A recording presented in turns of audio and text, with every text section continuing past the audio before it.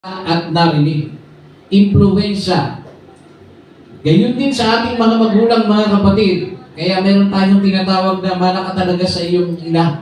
Mana ka talaga sa nanay mo, palautang. Mana ka talaga sa papa mong sugalero. Yan. So, nangyayari yun dahil po yun sa tinatawag po na impluwensya. So, ito pong ating pag-aaralan ay napakagandang topic. At ito po ay pinamagatang panalangin. Yan. So may mga kantang ganyan, alam nyo na tumatakbo sa isipan ninyo pag sinasabing panalangin. Ano po ba yung mga naririnig ninyong mga kanta sa sanlibutan na ang pamagat ay panalangin? Yan. So ito po, sino ang may mga kahilingan sa Diyos sa araw na to? Amen. Pag wala kang kahilingan sa Panginoon, mga kapatid, lugi ka. Amen. Praise the Lord. Ano ba kung bakit? Kasi nasa iyo na pala lahat. Car, bahay, magandang buhay, maraming pera. Kasi hindi mo na kailangan ng prayer. So ang prayer, mga kapatid, ay napaka-importante sa buhay ng tao. Kadalasan po, tayo po ay nananalangin dahil po sa meron tayong mga kahilingan. At sino po ang may mga panalangin sa oras na ito na hindi pa nasasagot hanggang ngayon? Amen. Amen. Madami. Ano? Hindi mo naman pwedeng sabihin na hindi pa nasasagot ang iyong panalangin kung wala ka namang dinalangin. At dahil hindi ka rin marunong manalangin. Sino ang mga hindi pa sumusuko, mga kapatid, sa mga pinapanalangin ninyo? Amen. Kasi may mga prayers, mga kapatid, na kung saan dahil hindi nasasagot, ang tao minsan nagtatampo at nagdadamdam sa Diyos. At kapag hindi po nangyari ang kanyang hinihiling sa Panginoon, kung minsan siya pa ang manghihikayat sa mga tao, sa kanyang kapwa, na hindi daw totoo na mayroong Diyos.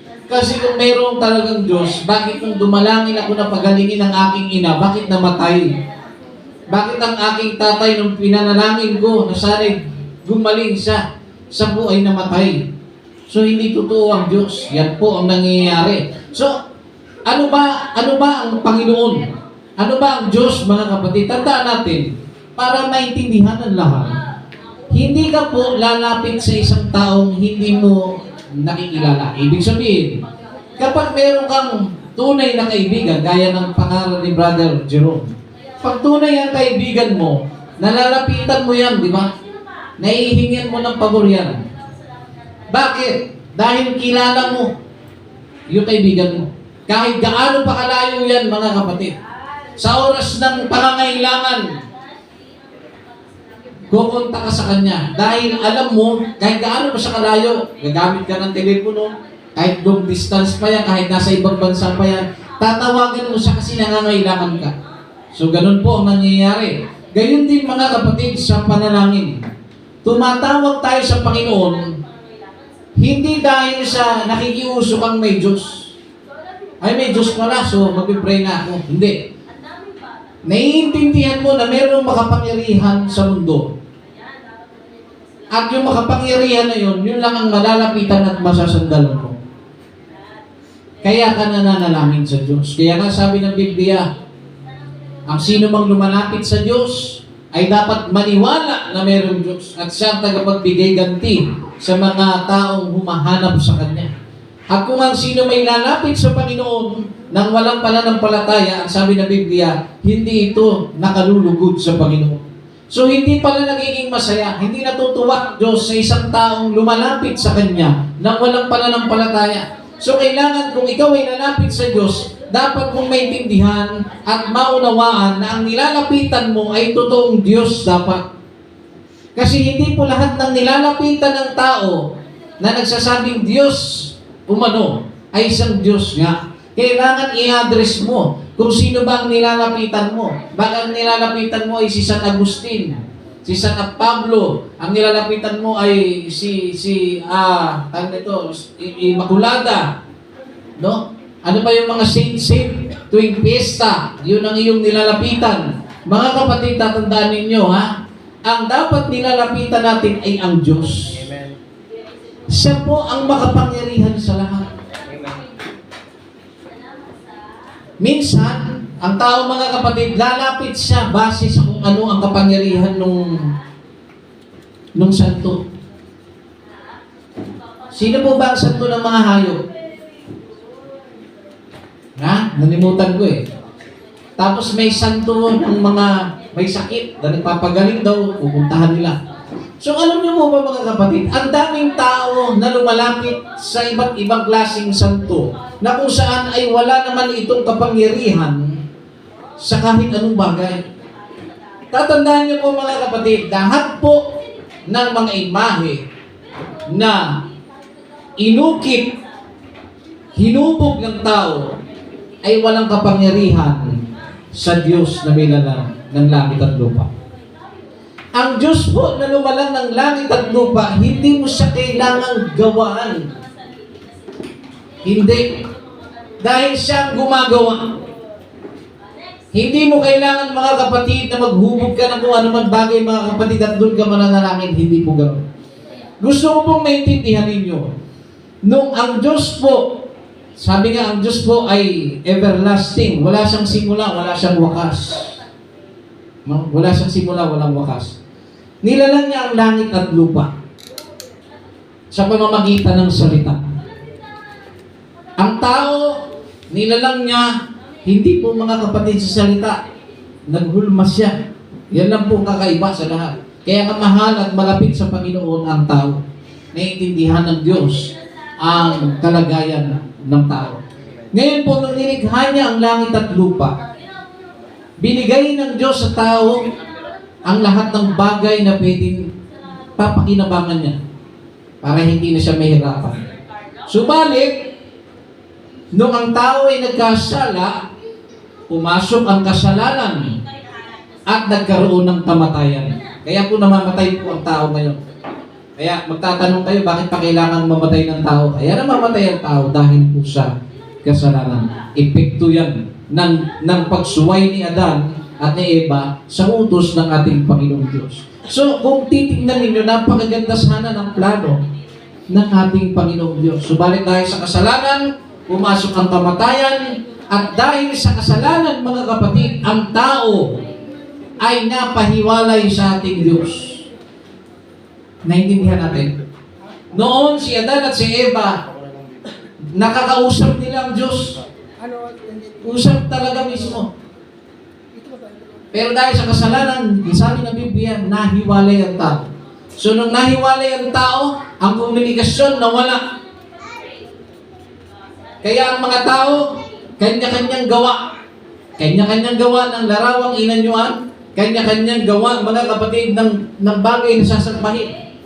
Na nawala ang tao, mga kapatid, sa orihinal na plano ng Diyos. Na ang tao po ay kailangang sumamba at kumilala sa ating Panginoon. Na ang Diyos na ito, na may lalang ng langit at lupa, na siya po dapat ang ating pinupuri, siya po dapat ang ating nilalapitan, siya po dapat ang ating pinapanalanginan. Ang nangyari, maraming tao, mga kapatid, kanya-kanya sila nilalapitan ng mga Diyos. May Diyos silang inikilala na gawa sa bato, Diyos na gawa sa kahoy, sa tanso, sa plastik, sa bakal, pinapablisingan. Alam niyo po ba mga kapatid, wala po tayong mababasa sa Biblia na ang Diyos ay natutuwa kapag ka ang tao po ay nagsasagawa ng pagsamba sa mga inanyo ang laraw. Alam niyo kung bakit? Pag ang Diyos po, gugunawin niya ang mundo, kasama niyang ginawa mo. Naintindihan niyo? Tapos grabe ang tao, mga kapatid, na magparangal sa mga inanyuan ng mga larawan. No? Pag ang Diyos po ay hahatol na sa sanlibutan, yung ginawa mo, yung nakita mo na pinablessing mo, binili mo ng libo-libo o daan-libo na ribultong kahoy, pinablessingan mo, winisikan mo kung anong pangwisik, na sinasabi mong makapangyarihan nagpapagaling. Alam niyo po ba pagdating ng panahon na ang Diyos ay maghahari na, hindi naman po yan nandun sa langit, hindi mo makikita sa langit yun. At kapag ang Diyos ay humatol na sa tao, kasama lahat ng sinasabi nila na makapangyarihang gawa ng kamay ng tao, kasama yan ang tutunawin ng Diyos. Amen. Bakit? Ang sabi ng Biblia, mga kapatid, ang Diyos ay siloso. Amen. Ayaw ng Diyos na may kaagaw. Nawari mas mahalaga pa sa iyo ang mga inanyuan na kung saan doon ka pa dumadalangin, mga kapatid, hindi yun ang original na plano ng Diyos sa buhay ng tao. Tayo dapat ay nananalangin sa Diyos. Mali na maisip natin at sundin natin ang mga nakasanayan na para ikaw ay patawarin ng Diyos, kailangan mong magpilitensa. Mali na ating isipin na para ikaw ay patawarin ng Panginoon ay pupunta ka sa isang tao at ikaw ay kakadok. Anong iyong kasalanan, anak? Lahat tayo ay nagkasala sa Panginoon. Amen. At dahil tayo ay nagkasala sa Diyos, marapat lamang na tayong makasalanan ay humingi ng tawad, mga kapatid, sa ating Panginoon. Sa Kanya tayo may atraso. Yung nilalapitan mong tao na kinakadok mo, isa rin siyang makasalanan. Isa rin siya sa hahatulan ng Panginoon. At actually, mga kapatid, lahat tayo hahatulan ng Diyos pagdating ng panahon. Kaya dapat nating maintindihan na wala dapat tayong nilalapitan sa ating buhay liban sa nag-iisang Diyos. Siyang makakasagot sa lahat ng tanong na hindi mo masagot. Amen. Siya, mga kapatid, ang magpapagaling sa lahat ng karamdaman na parang wala ng pag-asang gumaling. Siya, mga kapatid, ang tunay na kaibigan na hindi ka pagtatrayduran o pagtataksilan. So lahat ng bagay, package na, kung kikilala po ang tao sa Panginoong Diyos, ang tao po ay mapapabuti. Naunawaan po ba natin, mga kapatid? Mapapabuti po tayo. Masyadong malakas, brother. Praise the Lord. So sa unang pagbasa, basahin po natin ang 1 Thessalonians chapter 5, verse 16. Patungkol po ito sa mga dapat po natin matutunan sa pananalangin. 1 Thessalonica 5:16 hanggang 18, babasahin ko po. Ang sabi ng Biblia, mga galak kayong lagi, magsipanalangin kayong walang patid. Sa lahat ng mga bagay ay magpasalamat kayo, sapagkat ito ang kalooban ng Diyos kay Kristo tungkol sa inyo. Mga kapatid, pakinggan niyo po ang mensahe ng Diyos. Sinasabi sa unang pagbasa, mga galak tayo, mga kapatid. Ano man ang iyong kalagayan sa oras na ito. Kung ikaw po ay nasa kalagayan ng kalungkutan, ng kalumbayan, ng problema, ng kawalan, o ng kala mo wala ka ng pag-asa sa buhay, mga kapatid, sinasabi ng Biblia, mga galak kayo. Alam niyo yung pakiramdam na dumayin ka sa Diyos? Mga galak kayo. Alam niyo po yung pakiramdam na para kang pinagtitripan. Na lumapit ka sa kaibigan mo, may problema ako, magalak ka. May sakit ako, magalak ka. Ang sabi ng Biblia, mga galak kayo, mga kapatid. So ibig sabihin, iniharal ng Biblia na ayaw ng Panginoon na ang kanyang mga anak ay nasa sitwasyong nanlulumo palagi. Gusto niya magalak kayo. Ayaw niya yun. Walang ganun sa Panginoon, mga kapatid. No? Gusto niya, mga galak tayo, mga kapatid. Pagkatapos, hindi lamang po mga galak sa isang araw. Ang sabi ng Biblia, mga galak kayong lagi. So, ito po, mga kapatid, ay walang pinipiling oras. Kahit anong oras, mga kapatid, anumang klaseng nangyari sa iyo, sa anumang panahon, sandali o oras ng iyong buhay, sabi dyan, lagi. Naunawaan niyo, mga kapatid, lagi tayo mga galak. Number 17. At ang sabi dyan, magsipanalangin kayong walang patid. Pag sinabing magsipanalangin walang patid, mga kapatid, hindi po ito yung iniisip natin na kung saan ay hindi ka nakakain. Ano? Pag nakita nyo, ano yun na mga kapatid. So, tandaan nyo po, mga kapatid, ha? Pag sinabing manalangin na walang patid, ito po ay tumutukoy sa isang sitwasyon na kung saan hindi mo dapat inaalis ang panalangin sa iyong buhay. Naunawaan po ba natin? Hindi po lahat ng tao nananalangin. Ang tao po, seasonal kung manalangin, yan po ang realidad. Marami po sa mga tao seasonal manalangin. Ano po ibig ko sabihin? Kasi hanggat kayang solusyonan ng pera, walang Panginoon. Nakuha niyo? Sakit sa ngipin. Portal lang yan. Garden angel lang yan. Pahila mo lang yan sa ano. Pinto. Wala na yan. Napansin ninyo? Kahit gaano kaliit o kalaki ang problema, kapag ka hindi po ito umaabot sa sitwasyon na hinihingi ang buhay, walang Panginoon. Nakuha niyo? Ganyan po ang tao. Pero kapag nasa sitwasyon na, Dok, magpapa-check up. Bakit ngayon ka lang nagpa-check up? Meron kang cancer. Stage 3. Ano usually ginagawa ng tao? Ganun ba? Hindi. Ang nangyayari sa tao, mga kapatid, nanlulumo. Pero sabi ng Panginoon, manggagala kayo lagi. Pero kapag ang tao, walang Panginoon na kinikilala at pinaglilingkuran sa buhay, pag sinabing may cancer ka, stage 3. Ang tao, pag uwi, hindi mo yan makausap. Kasi iniisip niya na, paano mga anak ko, paano mga ari-arian ko, paano? Tapos hindi yan magsasalita sa pamilya. Usually, ganyan po yan sila. Tapos hindi ipapakita sa mga anak dahil ayaw nila na maapektuhan sila. Ganyan po. Ganyan ang nangyayari.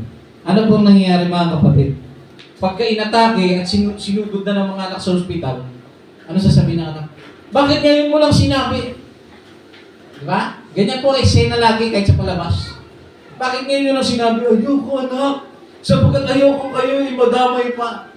Ayoko kayo ay mag-alala pa. Kaya itinago ko ito. Diba? Ganyan po nangyayari mga kapatid. Realidad yan. Tapos pag hindi na kayang solusyonan, usually sa TV, hindi nawawala yung cross sa ulunan ng pasyente.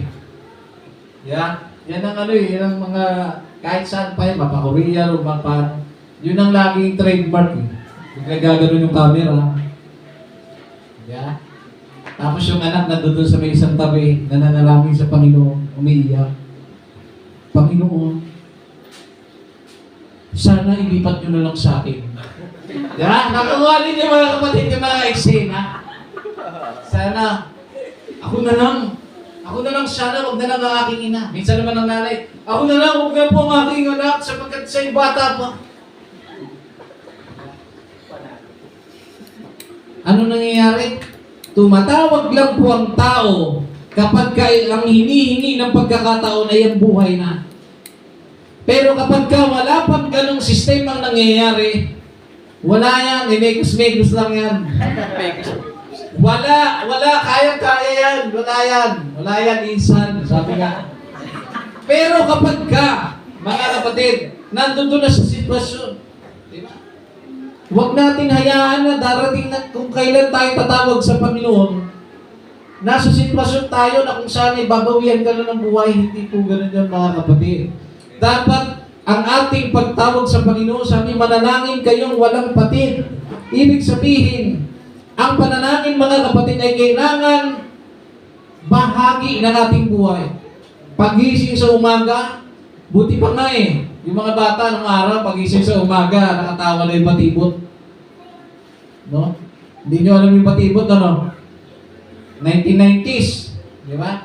Alam niyo ang kanta niya? Pagmulat ng mata. Alam niyo?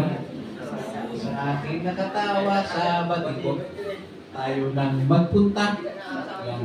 So, hindi na nakaka-relate yung iba. Sila na rin, napuntan eh. Ay, lalo sila na rin, hindi pa nagsisimula yung batibot, buhay na, di ba? Ano punto mga kapatid? Pagising sa umaga, dapat ang Panginoon ang ating inuuna. Amen. Ang Panginoon ang ating pinasasalamatan. Praise the Lord. Hindi pagising sa umaga, kumain ka na ba? Kamusta ka na? Where na you?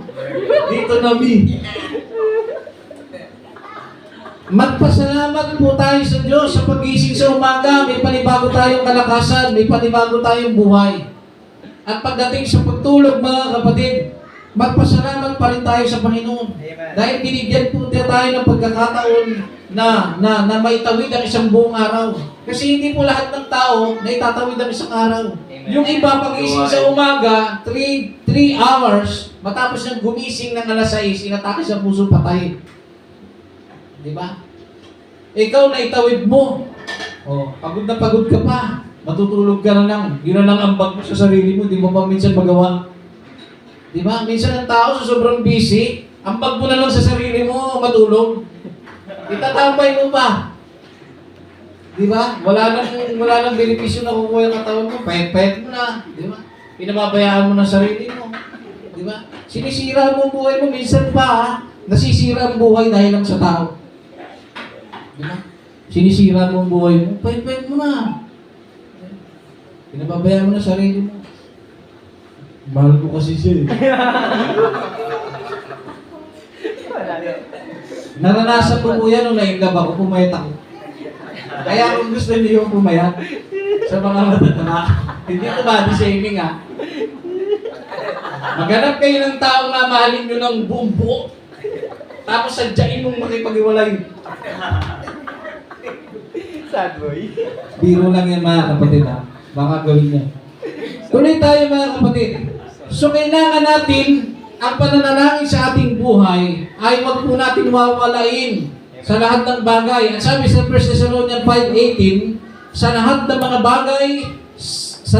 bagay ay magpasalamat kayo sapagkat ito ang kalooban ng Diyos kay Kristo tungkol sa inyo. Yan. Sa lahat pala ng bagay, magpasalamat kayo.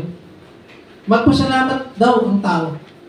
Ito yung mga masasakit magpasalamat eh. Nalaglagan ka ng wallet. No? Na may naman ay 100 piso. Di ba? Pag ang tao nalaglagan ng wallet, ano pong usually nararamdaman? Di ba masakit sa pakiramdam? Di ka nga makausap eh. Di ba? Bad trip ka.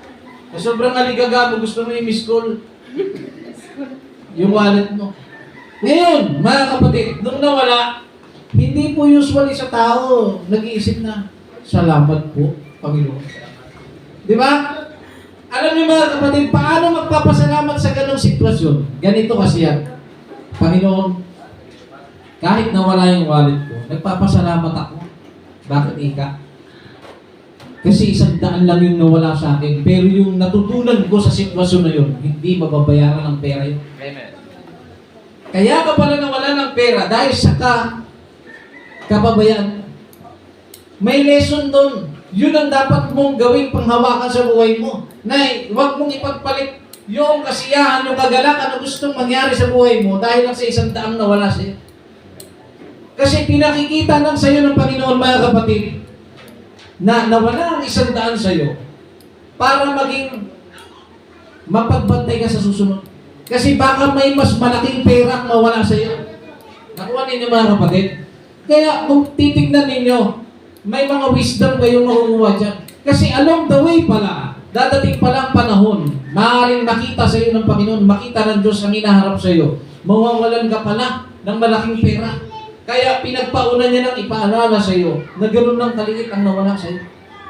Nakuha ninyo mga kapatid, may matututunan kayo doon. Kahit sa pagkasunog ng bahay ninyo, di ba? Nasunog ang bahay ninyo. Nawala na lahat sa akin. Ikaw na lang natira. Nailusot pa rin. Ha? Nawala na lahat mga kapatid. Ano sabi? Maggalak kayo. Di ba? Bad trip ka. Inupahan mo lang yung bahay.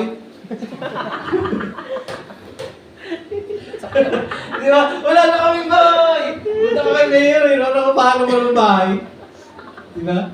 Mga kapatid, Bahay mo man yan ang iniupahan mo, kung nasunog yan, magpasalamat ka. Kasi may matututunan ka dun. Sukat ba naman na nag-charge ka ng, nagsaksa ka ng Christmas light na falsifikado?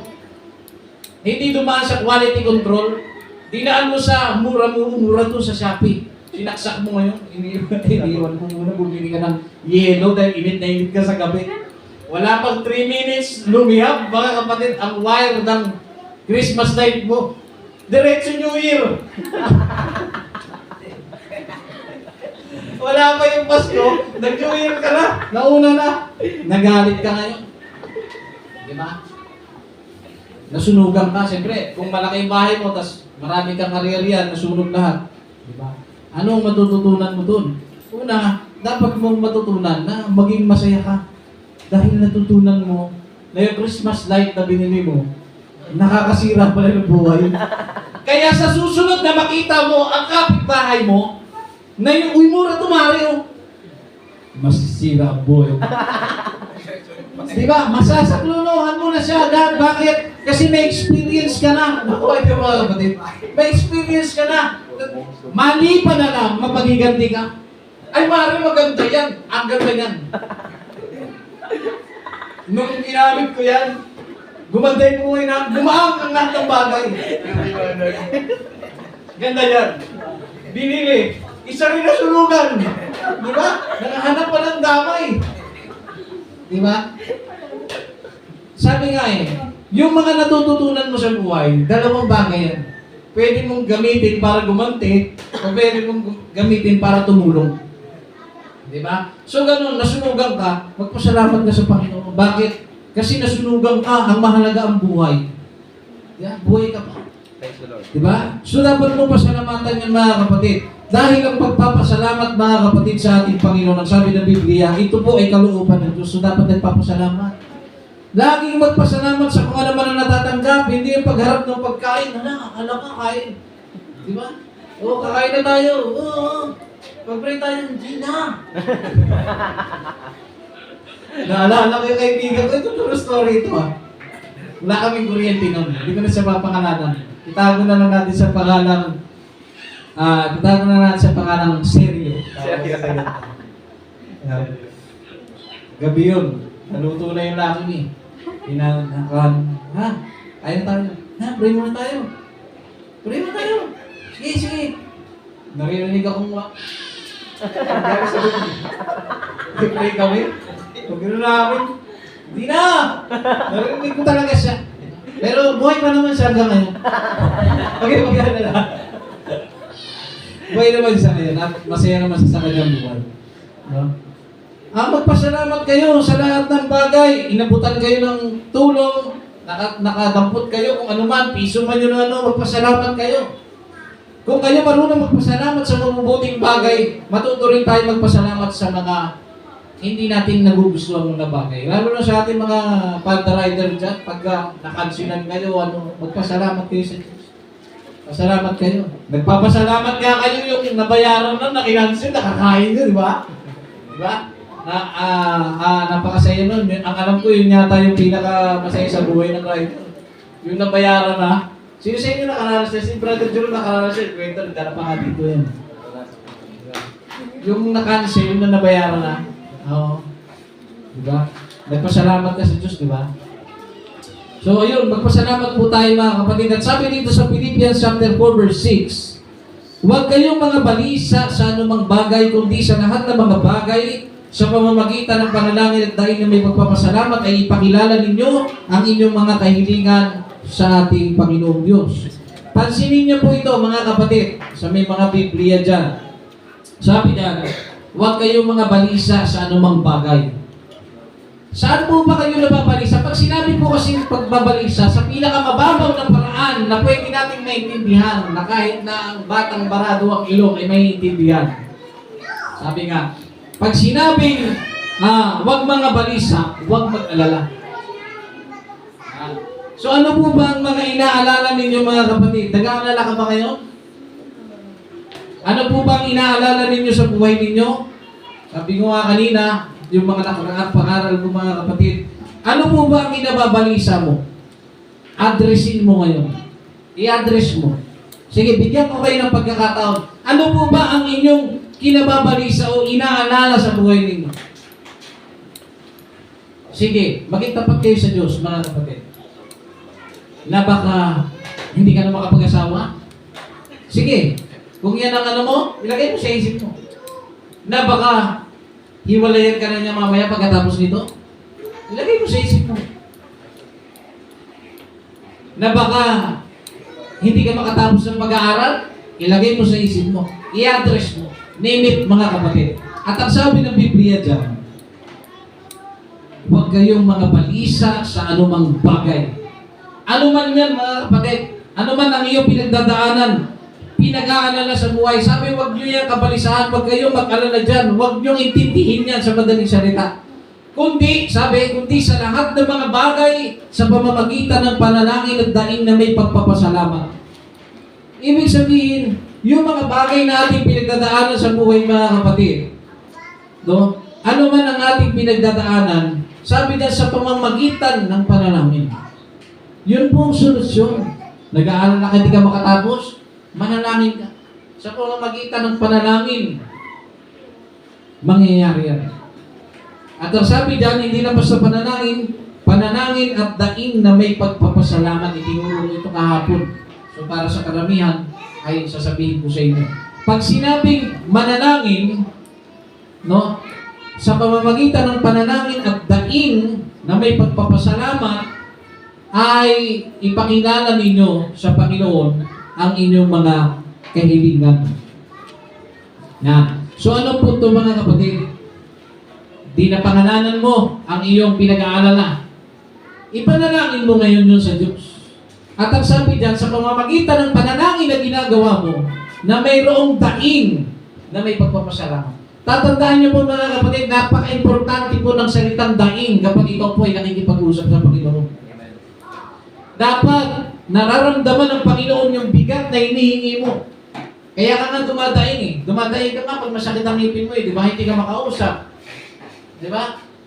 Pagka masakit ang ngipin mo, hindi ka makausap, hindi ka makakain. No? Hindi ka pwedeng biruin.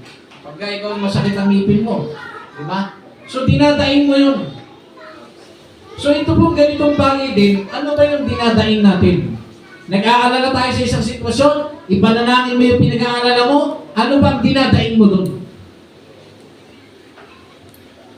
Sabi dyan, daing na may pagpapasalamat. So dapat, mga kapatid, dumadaing tayo na nagpapasalamat tayo sa Panginoon. Yun yung kanina ipinaliwanag ko sa inyo. Nasunugan ka, di ba? Panginoon, nakita niyo po ang ating sitwasyon, wala pong natira sa amin. Nasunugan kami. So ano po pwede natin magawa?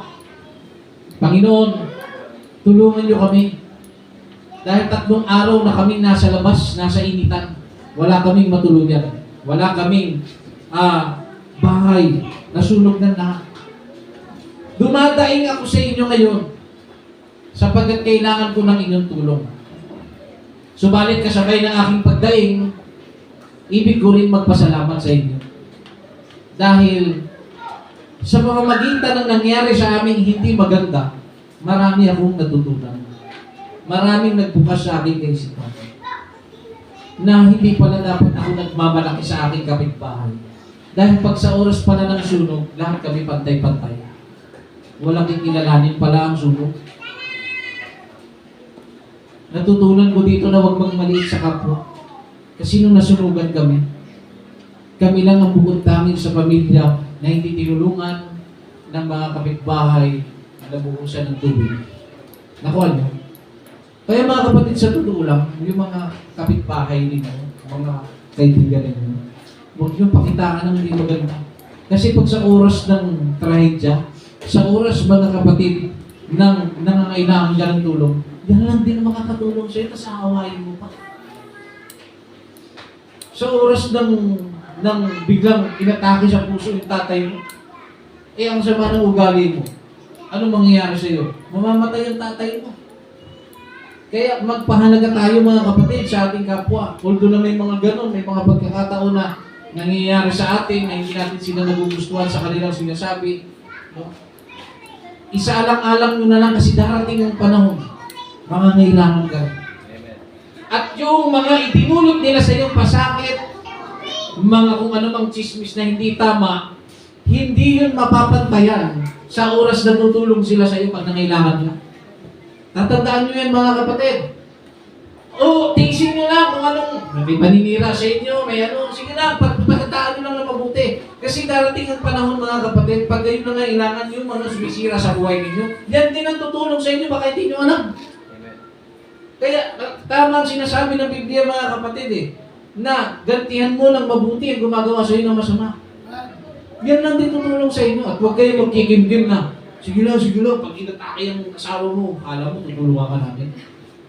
Huwag kayong gano'n. Dahil baka mauna pa, ikaw. Mapaaga ang buhay mo. Di ba? Kaya, huwag natin anuhin mga kapatid, ano? Maging ano tayo sa tao. Kasi yung mga kapitbahay niyan, may dahilan yan kung bakit niya nakapalibot. Minsan na magtatanong, dami kong pwedeng kapitbahay, bakit nagtanong ka ba na gusto ka niyang kapitbahay? Di ba? Nung tumira ka ba dyan, nung binili yung lupa na, hindi mo sila nagreklamo di ba? Nung nagtayo ka dyan, hindi nga sila nagreklamo. Kung pwede nga nang magpalit ng mamili na kapitbahay, gagawin mo di ba? Pero ganun pa man mga kapatid, pagpakitaan po natin ng mabuti. At ang sabi dito, huwag tayong magbalisa sa anumang mga bagay, kundi sa pamamagitan ng panalangin, daing na may pagpapasalamat.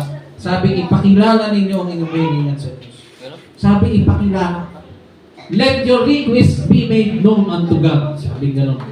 So, yung request natin, kailangan pala ipinakikilala natin sa Diyos. Lahat tayo dapat magbago ang ating pananaw. Bakit parang hindi masaya ang buhay natin mga kapatid? Bakit parang lagi tayong may kulang? Kasi ang kulang sa atin mga kapatid ay ang Diyos. Amen. Yun lang ang makakapagpuno sa lahat ng hinahanap natin sa buhay natin. Amen. Kasi yung lahat ng mga bagay na kulang sa buhay mo, isang tawag lang yan sa Diyos. Praise the Lord. Luhod ka, manalangin ka. Panginoon, sumasampalataya ako sa inyo na narinig ko sa mensahe niyo na dapat pala nananalangin ako.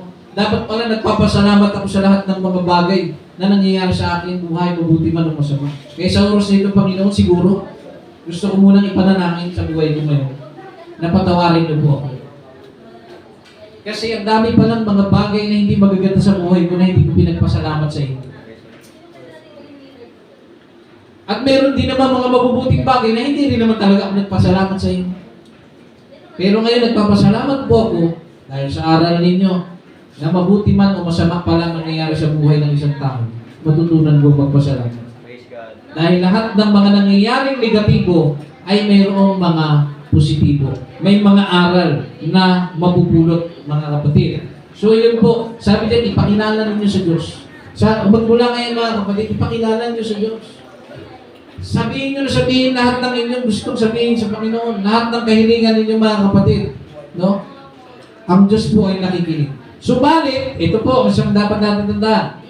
Hindi lahat ng humihingi o nananalangin ay tumatanggap ng kanilang hinihingi o hinihingi sa Panginoon. Yan po natatandaan natin. Hindi po lahat. Kasi may mga tao kasi na kahit narinig nila ang aral ng Panginoon patungkol sa pananalangin na humingi ka sa Kanya.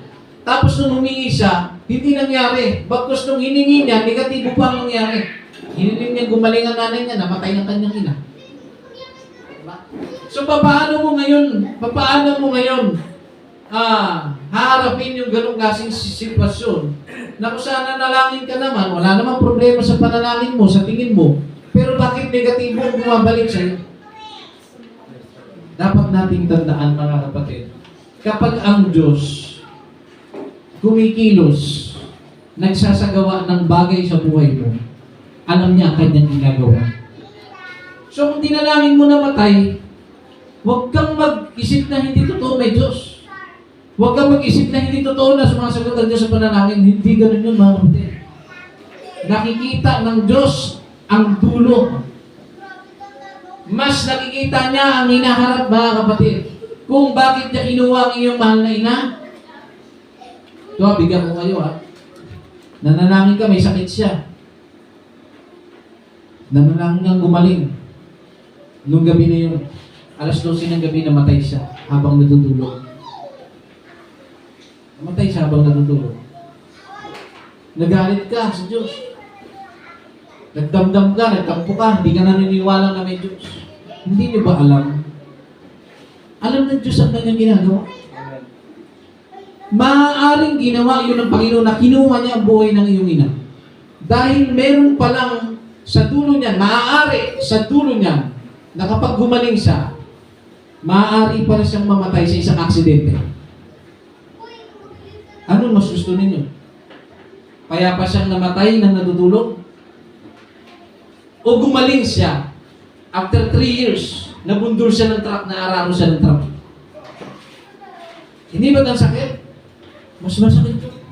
Kaya kung ano po ang nangyayari, mga kapatid, sa ating buhay, pag meron tayong hiningi sa Panginoon at hindi niya po ginawa ang iyong inihiling, hindi ibig sabihin ayaw sagutin ng Diyos ang panalangin. Kundi gustong ayusin ng Panginoon ang future at ang isip mo. Naunawaan niyo mga kapatid. Lagi niyo yung tatandaan kasi yan po ang madalas nagiging problema sa totoo lang. Sa mga Kristiyano at kahit hindi mananampalataya, pag oras na ng buhay ang pinag-uusapan at nananalangin ka sa Panginoon. Tapos hindi nangyari, namatay sila. Mag-wish tayo sa Diyos. Pero dapat maging araw sa inyo na ang Diyos alam niya ang kanyang ginagawa. So, sana ay nagbukas po ito sa ating kaisipan. So, tuloy po tayo mga kapatid. Hindi lahat ng ating panalangin ay sinasagot ng Diyos. Yan po ay mababasa po sa Santiago Kapitulo 4, versikulo 3. Sabi diyan, kayo'y nagsisihingi at hindi kayo nagsisitanggap, sapagkat nagsisihingi kayo ng masama upang gugulin sa inyong mga kalayawan. Yan. So ngayon, kapag ang isang panalangin sa Panginoong Diyos ay hindi po nangyayari o hindi ka tinutugon ng Panginoon sa iyong hinihingi sa Panginoon, baka kasi ang hinihingi mo ay pangyabang lang. Di ba? Sabi niya maliwanag, hindi lahat ng humihingi ay nabibigyan. Sabi diyan, kayo'y nagsisihingi at hindi kayo nagsisitanggap sapagkat nagsisihingi kayo ng masama upang gugulin sa inyong mga kalayawan. At tandaan po natin may mga panahon sa buhay natin na feeling mo tama ka sa hinihingi mo. Oo, totoo yan. Pero sa Panginoon, masama pala.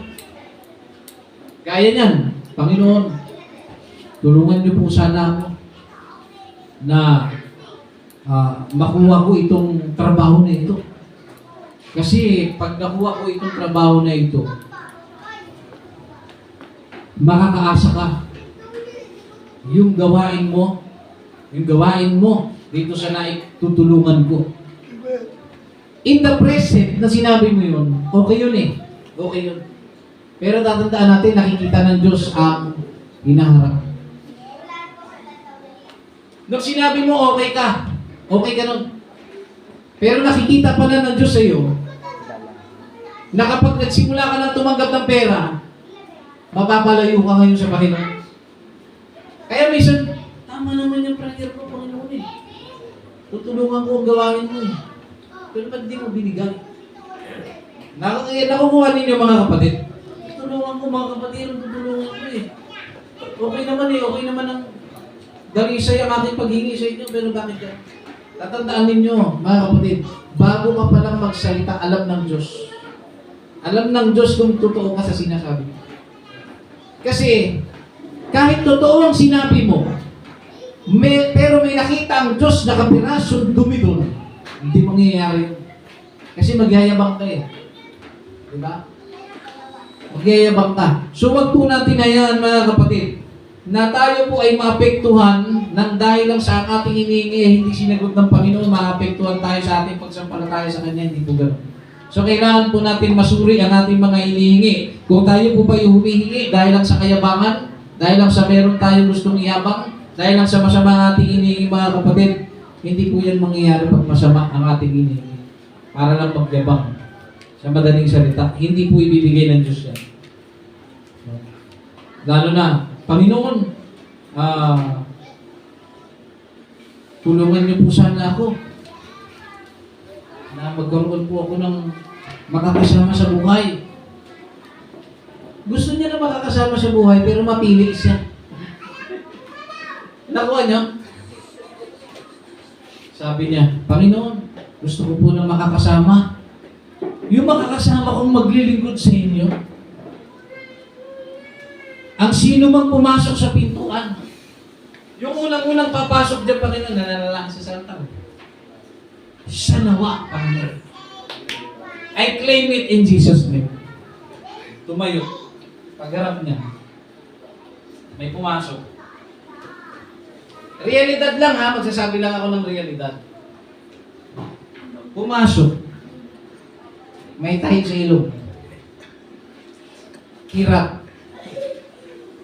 Ang tingkaw. Umarap siya. Tumalikod siya. Panginoon, hindi ka naman mabiro.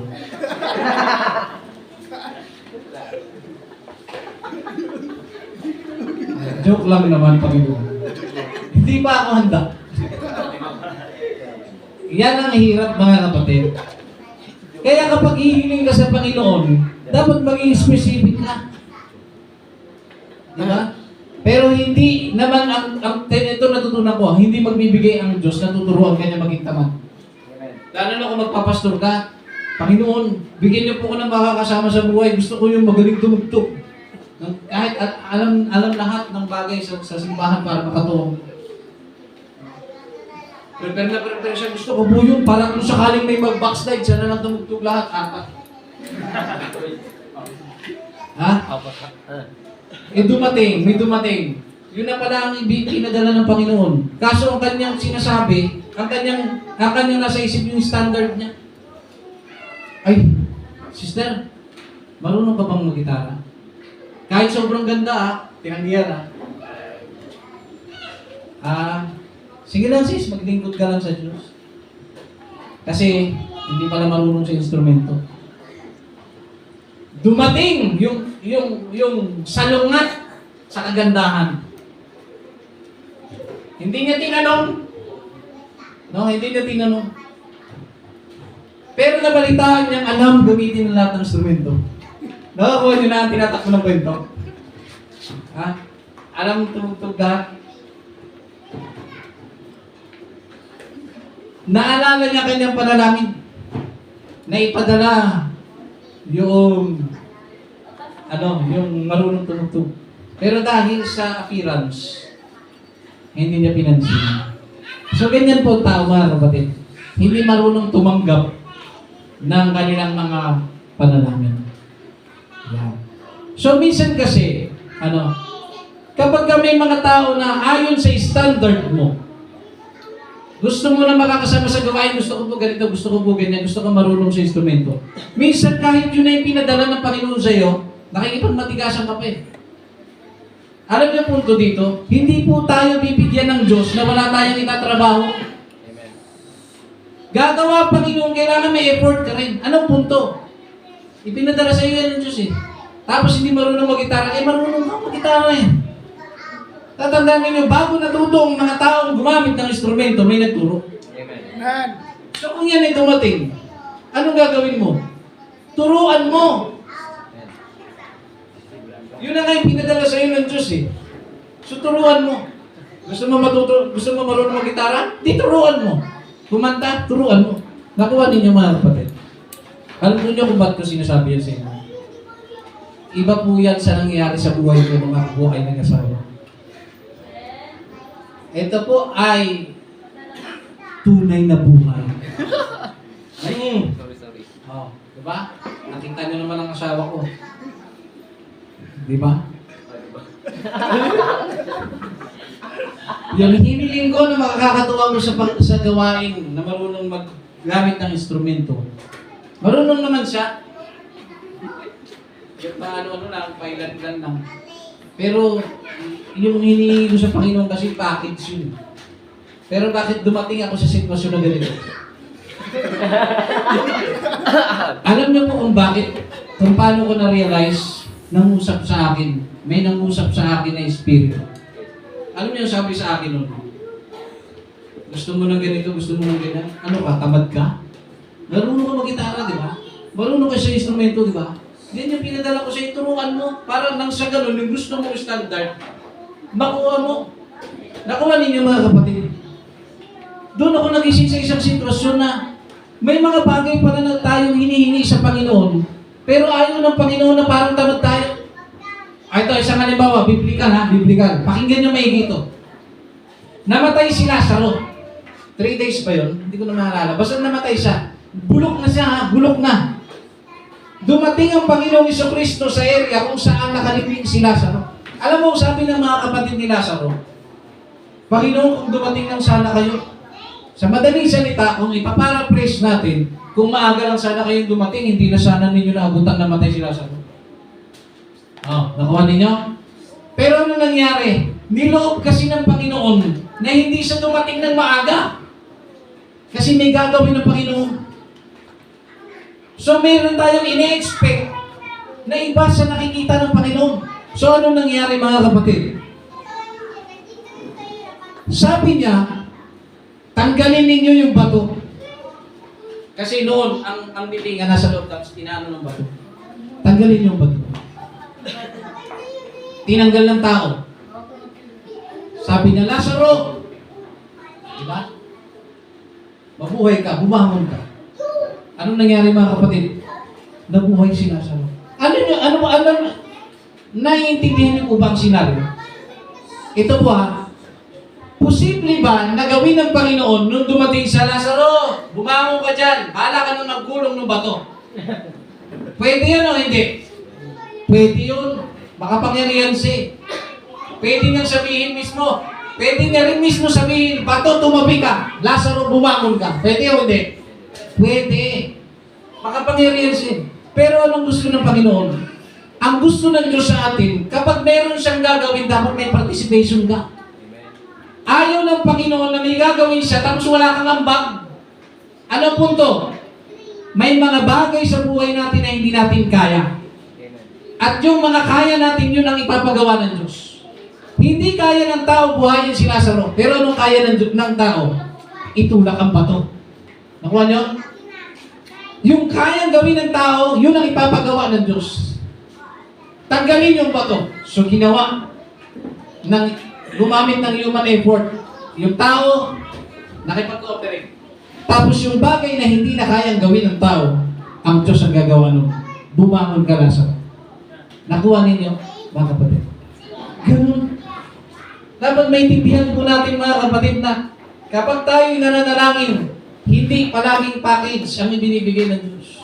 Gusto ng Panginoon, i-work out mo yung mga bagay. Panginoon, gusto ko pong gumaling sa gitara. Gusto ko po pagtulog ko ngayon, paggising ko, kailangan magaling na ako. Wala. Diba? Gusto ko pong matuto mag-drums. I claim it. Bukas paggising ko, marunong na ako. Pwede ba naman yun? May proseso yun, mga kapatid. May proseso. Tutulungan ka ng Panginoon pero kailangan mong mag-effort. Amen. Hindi pwede. Tapos pag sisisihin mo yung drums, ayaw ng drums sa akin. Pinilit ko. Nag-aral pa ako ng kung ano-ano. Tapos hindi ako matutututo. Hindi talaga yan para sa akin.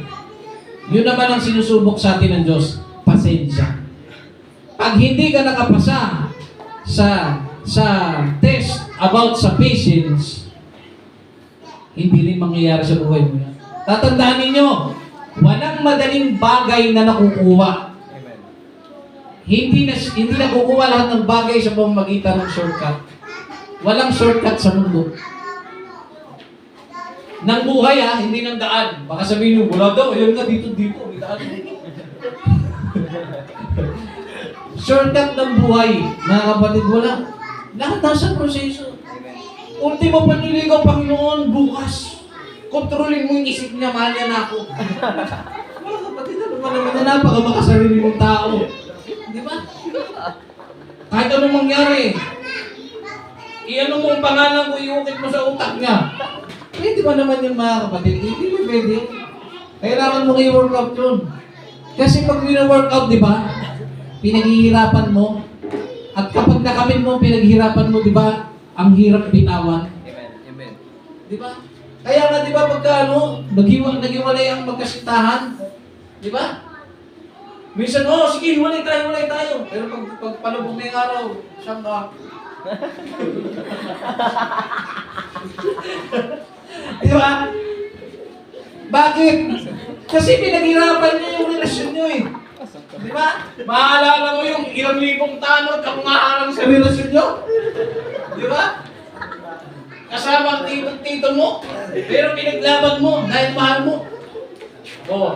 Dahil napatunayan mo na karapat-dapat ka sa pamilya na Mara Damoja. Nagtagumpay ka. Naging bahagi ka ng pamilya Mara Damoja. Alam niyo ba yan? Yung Mara Damoja?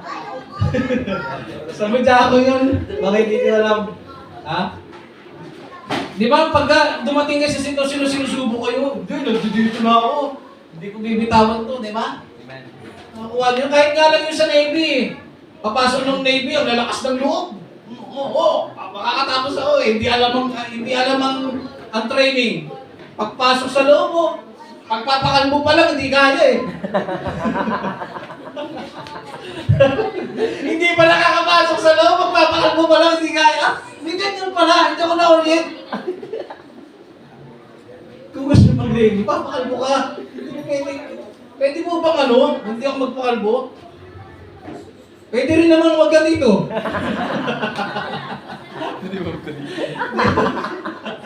Hindi ka lang pinipilit eh.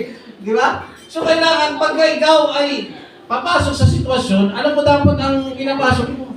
Katulad sa panalangin, pag pinasok mo yan, alam mo dapat ang pinapasok mo. Kasi baka hindi nyo alam sa panalangin, pag mapanalanginin ka na, may mga naririnig kang kaluskus, bakit hindi mo alam. Pagka mapanalanginin kang tao, kasi pag hindi ka mapanalanginin tao, hayaan ka lang yan sa taras. Pero pag mapanalanginin tao, lumalalim na ang relasyon mo sa Panginoon Diyos, diyan kayo makakarinig na may mga kumakaluskus. May mga maririnig kayo sa paligid ninyo. Totoo po yan. Ako nga nung bata pa ako sa pananampalataya, nananalangin ako, hindi kayo maniwala, alam ko na madaling araw.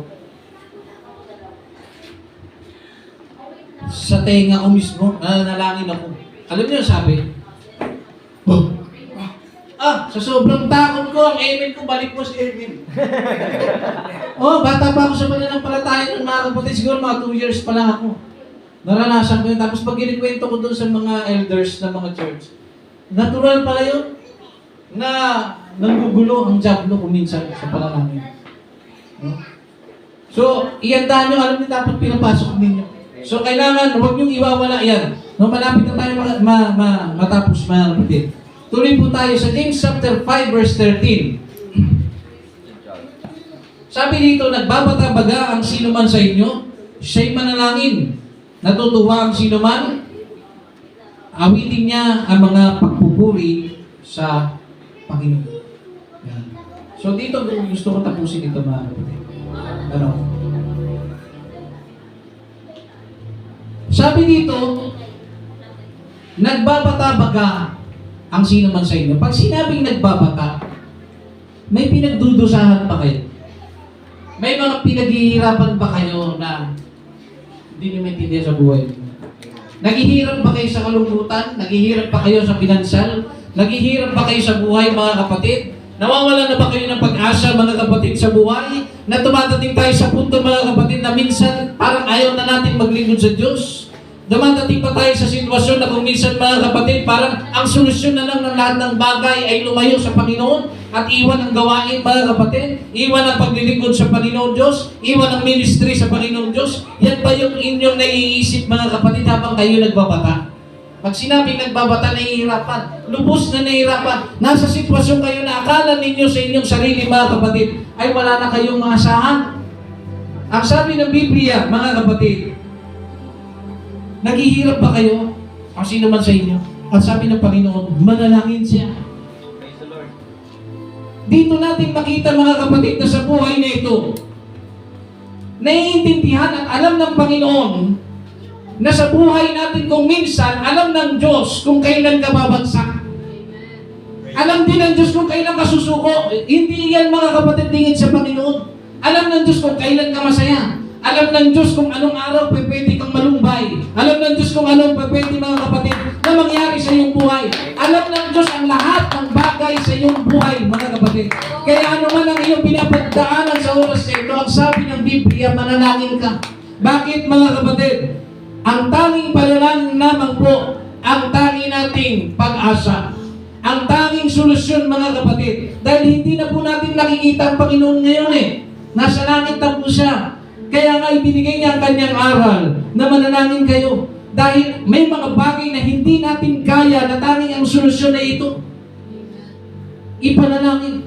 Nakakaramdam ka ng galit, nakakaramdam ka ng hinanakit sa iyong kapwa, sa iyong kapatid sa pananampalataya, no? Sa iyong magulang, lalo na kung masama ang iyong loob, mga kapatid. Ang sabi, manalangin ka. Praise the Lord. Amen. Kung minsan, mga kapatid, ano man ang nangyayari sa atin, alam mo nang nahihirapan ka, ayaw mo pang manalangin, ang sabi, nagpapata ka, di ba? Naghihirap ka, nagdudusa ka, nahihirapan ka ngayon sa oras na ito, di ba? Alam mo sa sarili mo yan, pero sinasabi ng Panginoon, manalangin ka, pero ginagawa ng tao, mga kapatid, hindi, kaya ko pa. Praise the Lord. Hallelujah. Di ba? Glory to God. Kaya ko pa. Yan ang problema sa tao, mga kapatid. Hindi, kaya ko ba? Kaya ba? May pera pa ako Kaya ba yan? Kaya nagpapasalamat din ako sa Panginoon, mga kapatid, kung gaano napakatalino ng Diyos. Dahil kahit gaano katigas ang tao, kapag alam niyang babawiin na ng Panginoon ang kanyang buhay, walang matigas na hindi luluhod. Amen, Lord. Ganda katalino ng Diyos, mga kapatid. Minsan, tinatanggal lahat ng bagay sa iyo ng Panginoon. Lahat ng bagay na akala mo, lahat bagay kaya mong bilhin, lahat ng bagay kaya mong gawin, parang hindi ka na mauubusan. Minsan, hinahayaan ng Diyos tanggalin ang lahat ng bagay sa ating buhay, mga kapatid, para matutunan natin ang tumawag sa kanyang pangalan. Kasi kung tayo lang, mga kapatid, hindi po tayo mapanalangin ng tao. Right. Kaya wag natin questionin ang Panginoon kung bakit tayo may pagsubok, kung bakit tayo naghihirap, kung bakit tayo may mga pinagdadaanan. Wag natin questionin ang Panginoon. Dahil yun lang kung minsan ang pamamaraan ng Panginoon para tawagin niya ang iyong pangalan. Yun minsan ang pamamaraan ng Panginoon, mga kapatid, para ikaw ay tulungang magpakumbaba. Dahil sa buong buhay mo, hindi mo pa yata natututunan na magpakumbaba. Na kung minsan, sa sobrang yabang mo, lahat na lang ng tao niyayabangan mo. Ultimo kapitbahay mo, ultimo kaibigan mo, ultimo magulang mo, minsan niyayabangan mo, pero minsan inaalaw ng Diyos ang sitwasyon na hindi mo magugustuhan, na kung saan matututunan mong lumuhod sa Panginoon at magsisisi ka, Panginoon, nagpapasalamat ako. At nagsisisi sa oras na ito. Yes, Jesus. Pinagpapasalamatan ko kung ano man ang nangyayari sa aking buhay. Hallelujah.